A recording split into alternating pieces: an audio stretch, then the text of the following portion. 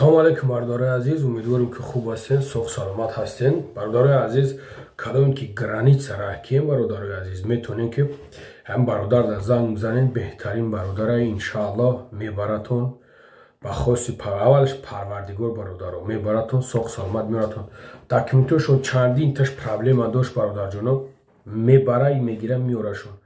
Алҳамдулиллоҳ ко медад ки бародарҷоно дар кораи занг бизанен, айнои ма гап занен, иншоаллоҳ ки шери аллоҳай.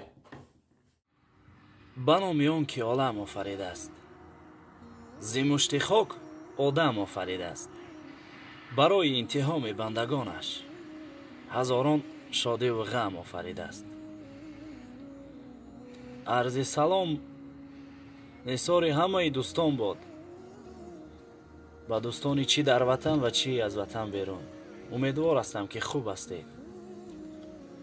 хуб дӯстон, як қиссаи кӯтоҳеро барои шумо таъриф мекунам. хуб то охир гӯш кунед ва хулоса бароред. як шайхе буд, шогирдони зиёдеро дар ихтиёр дошт. рӯзе аз рӯзҳо як шогирди шайх ба назди шайх даромада мегӯяд: устодам, мехоҳам ки шаб дар хобам пайғамбарамон муҳаммад саллаллоҳу алайҳи васалламро бибинам ва бо ӯ каме ҳам бошад суҳбат кунам. шайх суоли шогирдро ва дархости шогирдро шунида дар ҳайрат меафтад ва каме ҳам фикр мекунад. мегӯяд: бошад, ман роҳашро ба ту нишон медиҳам. баъдан баъди хондани намози шом хӯроки шомро хӯрданро шурӯъ мекунанд.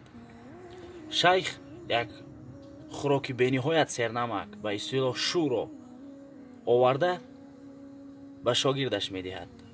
чунон намаки хӯрок зиёд буд ки хӯрданаш беҳад душвор буд, ҳатто гӯем ки хӯрданам намешуд. шогирд аз оне ки мехост пайғамбари худоро дар хоб бибинад, ин хӯрокро бо як азоб истеъмол мекард. хуб шаб шуд. пеш аз хоб назди устод омад, гуфт: устодам, хело ташна мондам, мехоҳам об нӯшам, об. устод гуфт: на, бояд об нанӯшӣ. боз баъди чанд лаҳзае ба назди шайх омад, гуфт: устодам, ташна мондам, мехоҳам об нӯшам. не шогирд, об нӯшидан мумкин нест. хуб шогирд дар бистари худро ин тараф мезад, он тараф мезад, чунки ташна буд, об хӯрдан мехост. чанд соатҳо гузашт, шогирдро хоб набурд. боз ин тараф, боз он тараф. хуб хулоса бо як азоби зиёд худро ба хоб андохт ва ӯро хоб бурд. хуб субҳдам вақти намози бомдод шайх ва шогирдонаш аз хоб хестанд барои адо намудани намози бомдод.